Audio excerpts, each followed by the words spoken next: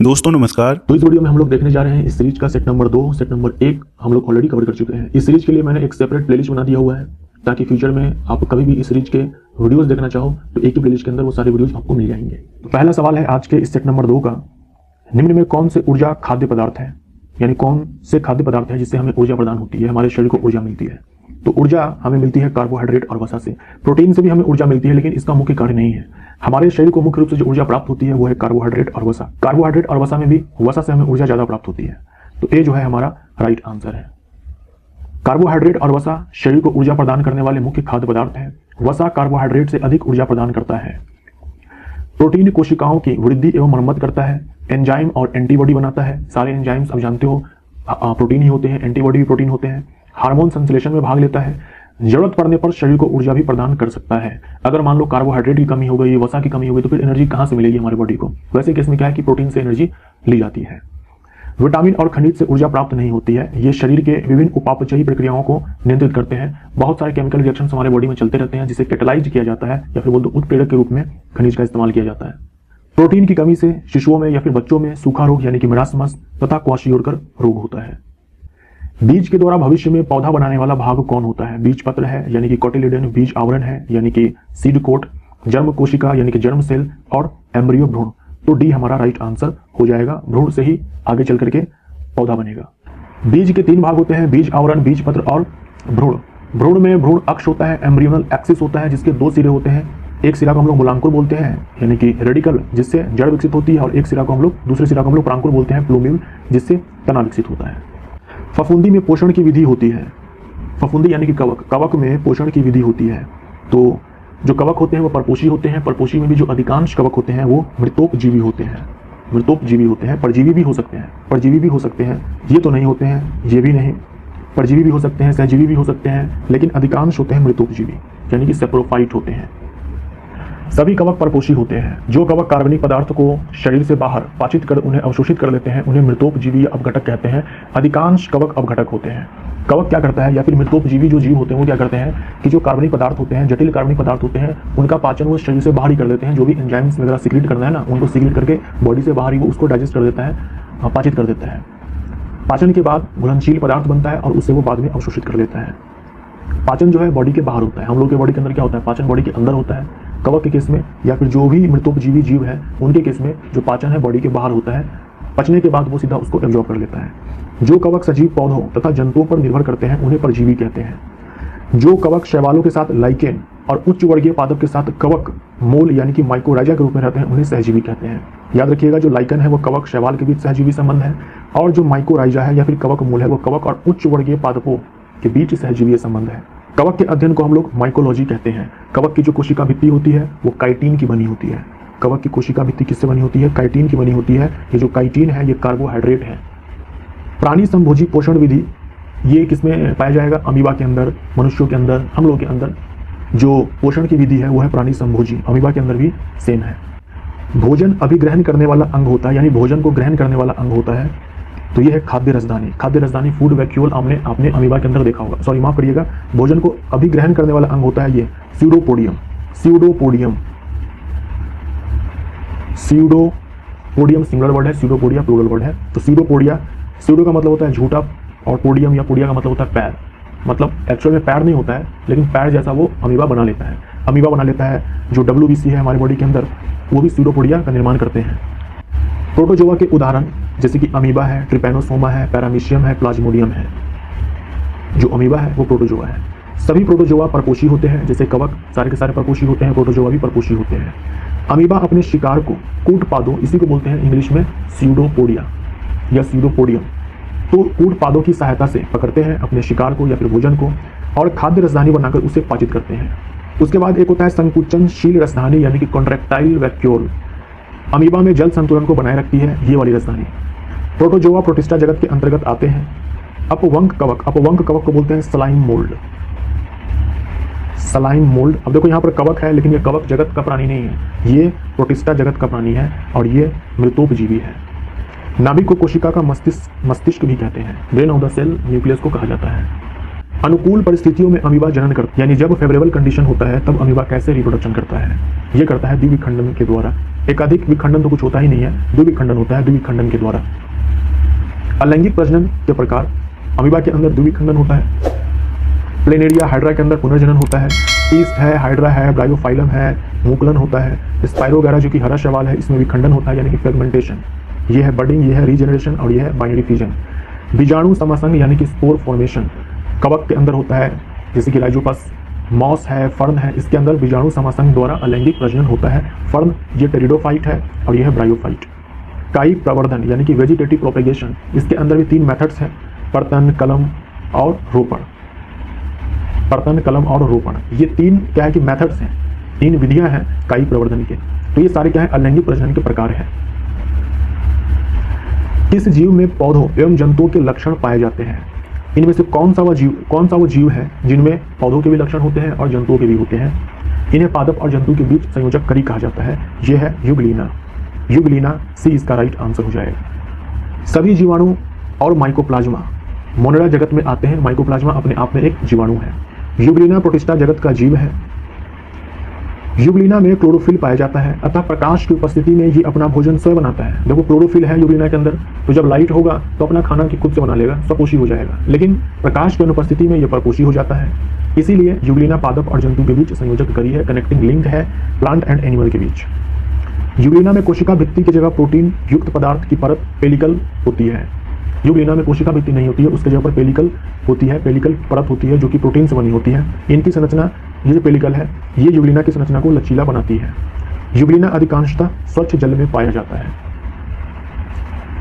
नारियल के फल का प्रसार होता है।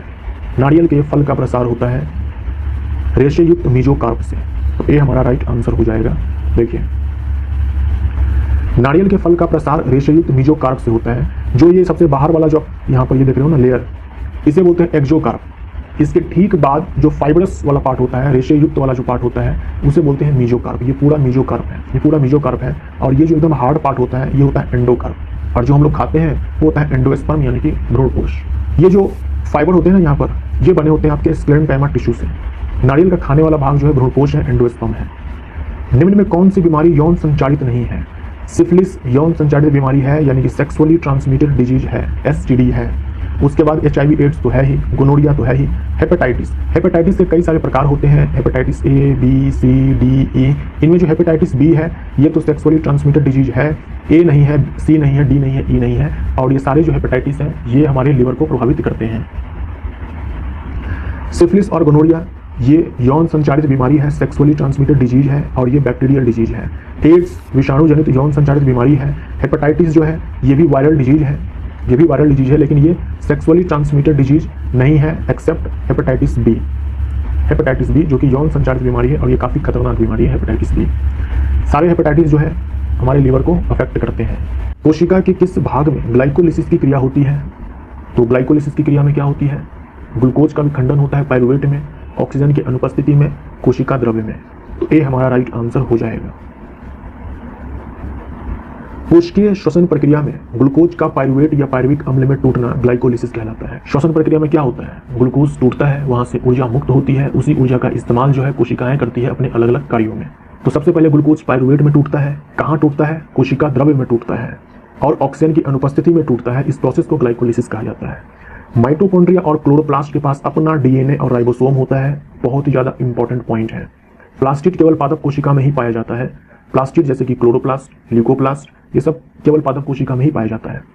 माइटोकॉन्ड्रिया कोशिका का बिजली घर है। इसमें पाइरुवेट ऑक्सीजन की उपस्थिति में कार्बन डाइऑक्साइड जल में टूटता है, साथ ही अधिक मात्रा में ऊर्जा मुक्त होती है।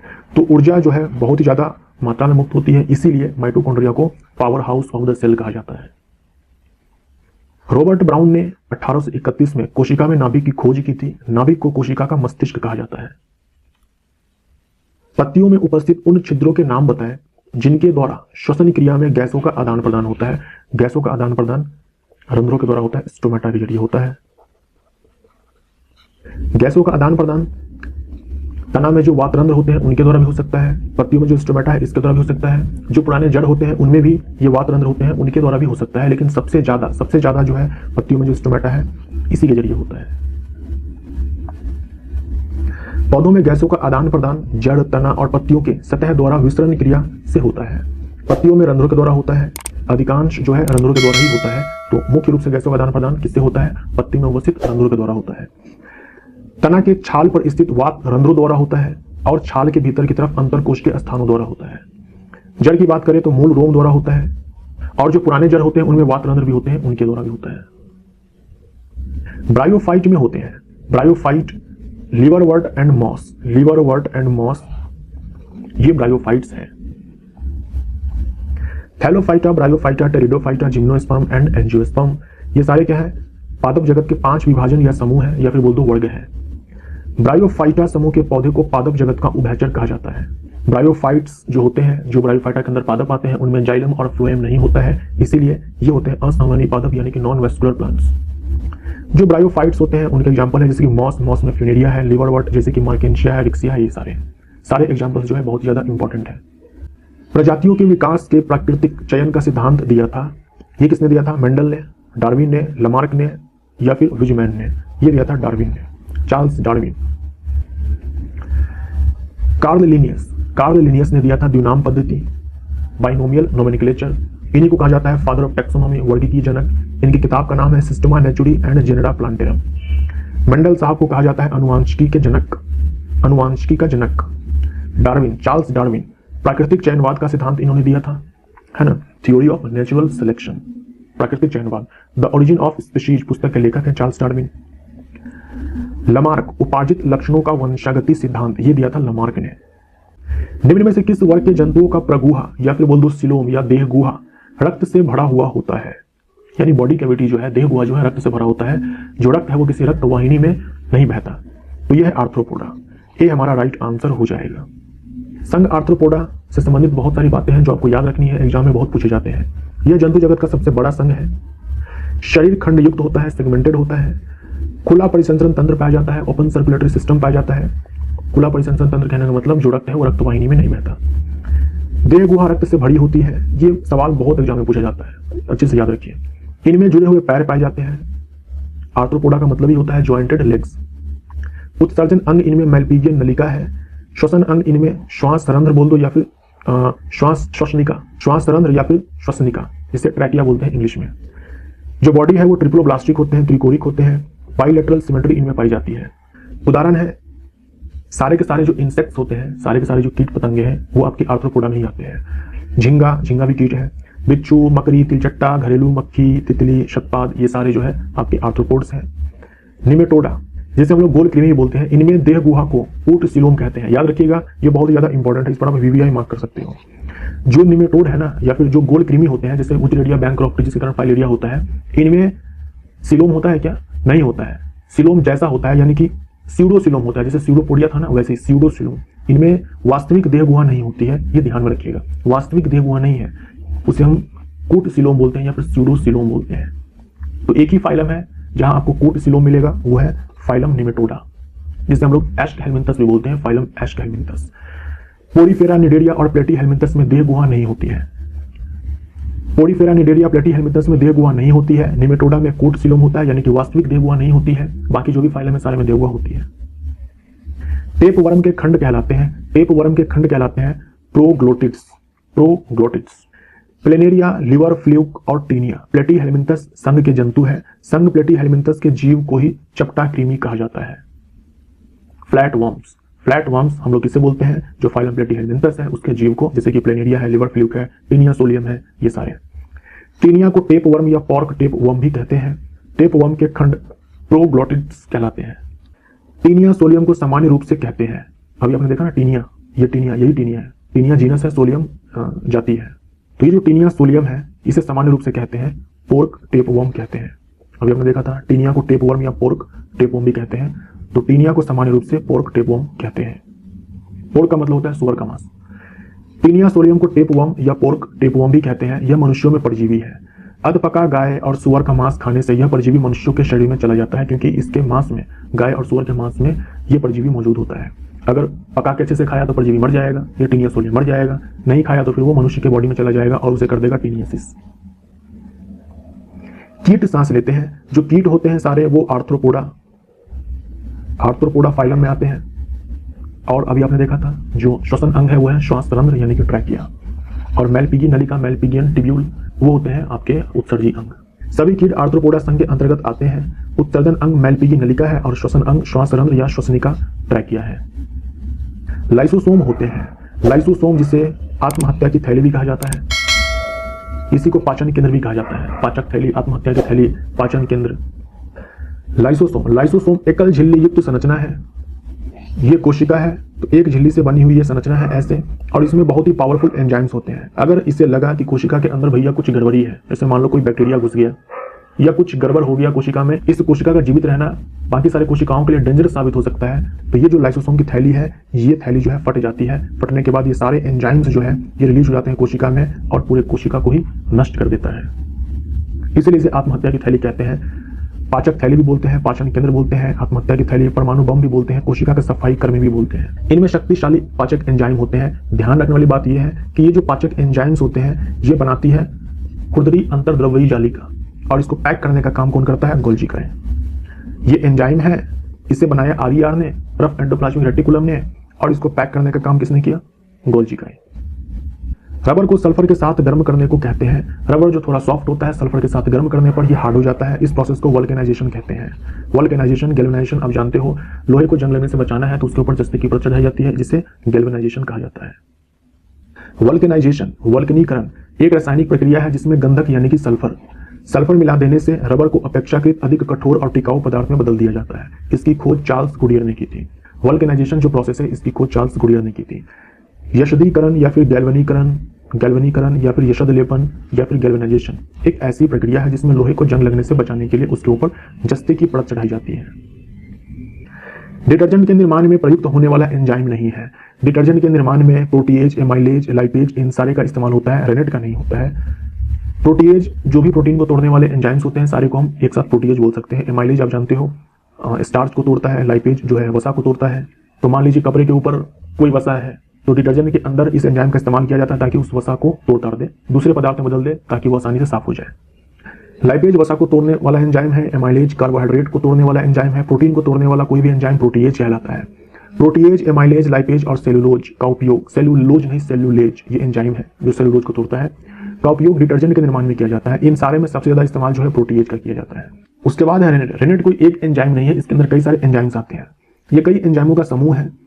रेनेट का काम होता है दूध को फाड़कर पचने योग्य बनाना।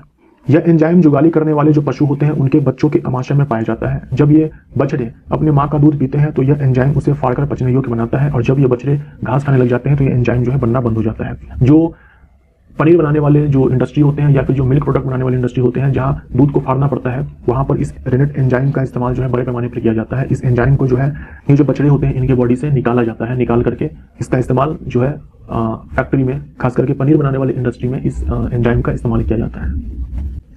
निम्न में से कौन सा रासायनिक रूप से सर्वाधिक सक्रिय है? क्लोरीन है, फ्लोरीन है, आयोडीन है, लिथियम है। Chlorine, fluorine, iodine, chlorine, fluorine, iodine ये सारे क्या हैलोजन है? क्लोरीन है, फ्लोरीन है, ब्रोमीन है, आयोडीन है। तो जैसे जैसे हम नीचे जाएंगे ये सारे हैलोजन तत्व हैं, जो सक्रियता है ये घटती चली जाती है। तो सबसे ज्यादा सक्रिय फ्लोरीन है, और फ्लोरीन आवर्त 2 का तत्व है। इसी में आप चले जाओगे लेफ्ट में तो आपको लिथियम मिलेगा। तो लिथियम फ्लोरीन में जो फ्लोरीन है ये ज्यादा सक्रिय है। हमारा आंसर यहाँ पर फ्लोरीन हो जाएगा। हैलोजन की सक्रियता, फ्लोरीन सबसे ज्यादा सक्रिय है, उससे कम क्लोरीन, उससे कम ब्रोमीन, सबसे कम आयोडीन। आवर्त 2 में फ्लोरीन सबसे अधिक सक्रिय तत्व है, आवर्त 2 में ही लिथियम है और आवर्त 2 में ही फ्लोरीन है। आवर्त सारणी का सबसे अधिक विद्युत ऋणात्मक तत्व, हाईएस्ट इलेक्ट्रोनेगेटिविटी, ये फ्लोरीन के पास है। जो फ्लोरीन है वो प्रबल ऑक्सीकारक है, स्ट्रॉन्गेस्ट ऑक्सीडाइजिंग एजेंट है पूरे पीरियोडिक टेबल में फ्लोरीन। सबसे ज्यादा जो इलेक्ट्रॉन एफिनिटी है ये क्लोरीन के पास है। लिथियम जो है आवर्त सारणी की सबसे हल्की धातु है। अमलगम किसकी मिश्र धातु है? अमलगम जो है ये मिश्र धातु है पारा की, यानी कि मरकरी की, मरकरी। सीसा और टीन की मिश्र धातु है, जैसे कि फ्यूज तार, रांगा जिसे सोल्डर बोलते हैं। तांबा और जस्ता की मिश्र धातु है पीतल, ब्रास। तांबा और टीन की मिश्र धातु है कांस्य, ब्रॉन्ज। पारा का अन्य धातु के साथ मिश्रण अमलगम कहलाता है, लेकिन लोहा, प्लेटिनम, टंगस्टन पारा के साथ अमलगम नहीं बनाते हैं। पारा को क्विक सिल्वर भी कहा जाता है। पारा एकमात्र धातु है जो कमरे के ताप पर द्रव्य अवस्था में, द्रव्य नहीं, द्रव्य का मतलब पदार्थ होता है, द्रव है ना, द्रव। पारा का परमाणु क्रमांक जो है 80 है। जंग लगे लोहे के वजन में निम्न में से कौन सा परिवर्तन होता है? तो जंग लगे लोहे का वजन जो है पहले बढ़ता है और फिर घटता है। तो ए हमारा राइट आंसर हो जाएगा। जब लोहे को लंबे समय तक नम वायु में छोड़ दिया जाता है तो इसका ऑक्सीकरण होने लगता है और इसके ऊपर लाल भूरे रंग की एक परत चढ़ जाती है जिसे जंग कहते हैं। जंग का ये फॉर्मूला होता है। जैसे मान लीजिए ये एक लोहा है, चमकता हुआ चमकदार लोहा, अभी इसके ऊपर जंग नहीं लगा हुआ है, तो अभी ये Fe है। धीरे धीरे क्या होगा, इसके ऊपर जंग लगना स्टार्ट हो जाएगा। तो पहले Fe था, अब क्या है Fe2O3.XH2O। अब इसके ऊपर ये परत चढ़ गई तो इसका द्रव्यमान क्या हो जाएगा, इस पूरे लोहे का जो द्रव्यमान है ये ज्यादा हो जाएगा, ये भारी हो जाएगा और धीरे धीरे धीरे क्या होगा, ये लोहा जो है ये नष्ट होता चला जाएगा, तो फिर धीरे धीरे हल्का होता चला जाएगा। जंग लगे लोहे का वजन पहले बढ़ता है उसके बाद घटता है। निम्न में से किसे श्वेत धातु भी कहते हैं? श्वेत धातु या फिर सफेद सोना, ये प्लेटिनम को कहा जाता है। तो ए हमारा राइट आंसर हो जाएगा। जो ग्रुप नंबर 10 है इसमें आपको मिलेगा निकला, पंडित, पटेल। निकल, पैलेडियम, प्लेटिनम, इन सब का इस्तेमाल जो है उत्प्रेरक के रूप में, कैटालिस्ट के रूप में हाइड्रोजिनेशन प्रोसेस में किया जाता है। प्लेटिनम को सफेद धातु या सफेद सोना या एडम उत्प्रेरक भी कहते हैं। समूह 10 के धातु में निकल, पैलेडियम, प्लेटिनम का उपयोग उत्प्रेरक के रूप में हाइड्रोजनीकरण अर्थात वनस्पति तेल से घी बनाने में किया जाता है। वनस्पति तेल से घी बनाने की प्रक्रिया को ही हम लोग हाइड्रोजिनेशन बोलते हैं, क्योंकि इस प्रोसेस में हाइड्रोजन को जोड़ा जाता है। चूने का पानी क्लोरीन से क्रिया कर बनता है। चूने का पानी बोलने से ज्यादा बढ़िया होता है कि शुष्क बुझा हुआ चूना हम बोले। शुष्क बुझा हुआ चूना और क्लोरीन के बीच जब अभिक्रिया होती है तो बनता है ब्लीचिंग पाउडर। ये हमारा राइट आंसर हो जाएगा। बेकिंग सोडा और टार्टरिक अम्ल के मिलने से बनता है बेकिंग पाउडर। बेकिंग सोडा जिसका रासायनिक नाम है सोडियम बाइकार्बोनेट या फिर सोडियम हाइड्रोजन कार्बोनेट, फॉर्मूला ये होता है। बेकिंग पाउडर, बेकिंग सोडा और टार्टरिक अम्ल से बेकिंग पाउडर मिल जाएगा। धावन सोडा यानी कि washing soda, sodium carbonate decahydrate, ये फॉर्मूला होता है Na2CO3.10H2, सोडियम कार्बोनेट डेकाहाइड्रेट। रंजक चूर्ण कैल्शियम हाइपोक्लोराइट, ये फॉर्मूला है। चूना पानी या फिर बुझा चूना या भकरा चूना, ये है कैल्शियम हाइड्रोक्साइड, ये है रासायनिक सूत्र। मेंडेलीव के समय कुल ज्ञात तत्वों की संख्या थी। मेंडेलीव के समय कुल ज्ञात तत्वों की संख्या थी 63। मेंडेलीव के आवर्त सारणी में टोटल 63 एलिमेंट्स थे। मेंडेलीव ने अपने आवर्त सारणी में तत्वों को उनके मूल गुणधर्म, परमाणु द्रव्यमान और रासायनिक गुणधर्म के आधार पर व्यवस्थित किया। मेंडेलीव की आवर्त सारणी में 63 तत्व थे। मेंडेलीव की आवर्त सारणी का सिद्धांत क्या था? तत्वों के भौतिक एवं रासायनिक गुणधर्म उनके परमाणु द्रव्यमान के आवर्त फलन होते हैं। एग्जाम में बहुत पूछा जाता है। मेंडेलीव को आवर्त सारणी का जनक कहा जाता है। आधुनिक आवर्त सारणी मोजले ने दिया है। आधुनिक आवर्त सारणी में 118 तत्व है। तो यहाँ पर जाकर के हमारा सेट नंबर 2 जो है। वीडियो देखने के लिए धन्यवाद दोस्तों, नमस्कार।